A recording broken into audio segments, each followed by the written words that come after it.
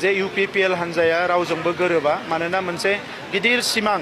गिदिर मोनसे थांखि लानानै UPPL हान्जाया जोनोम जादों आरो बे थांखिजोंनो मोनसे नीति आइडियोलॉजी मिशन आरो भिजन बानायनानै जों आवगायलांगासिनो दं बयनिबो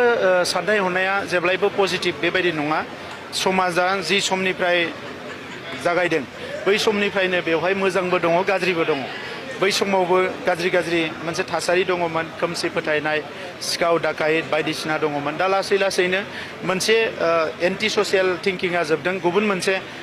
थिंकिं एबा साननाया फैदों बे मोनसे समहालागै थांबाय थागोन नाथाय आं मिजिंथियो जे जोंनि धोरोम आफाद जोंनि सोलोंथाइ बयबो फसंथानफ्रा मोजाङै खामानि मावोबा मोनसे समाव नेगेटिभ सानसिन्तानिफ्राय बयबो पजिटिभ सिन्तायाव फैजोबनो हागोन आं बेखौ मिजिंथियो खौरांगिरिनि थाखाय गोबां मावनांगौ दङ आरो बिसेसकय जोंनि गासैबो खौरांगिरिया शर्ट टार्म नङाबा लं टार्म जायखिजाया जार्नालिज्म कर्सफोरखौ जोङो लानांगोन बिनि थाखाय जों फेल'शिप प्रग्राम जागायदों नाथाय बेखौ जोबोद जों फकास खालामनो हायाखै आं सान्दों थाबैनो बेखौ फकास खालामनानै जाय खौरां बिजोङाव खामानि मावनो गोसो थानाय जोंनि बिदा फंबायफोर दङ बिसोरखौ जों थाबैनो माखासे स्किल ट्रेनिं केमेराखौ बोरैहाय हमो बा कुइसन्सखौ बोरैहाय सोङो बा जार्नालिज्मनि इथिक्सआ मा प्रिन्सिपला मा बेफोरखौ ट्रेनिं लानो थाखाय जों हेल्प खालामगोन जाहाथे इयुनाव बर' खौरां बिजोङाबो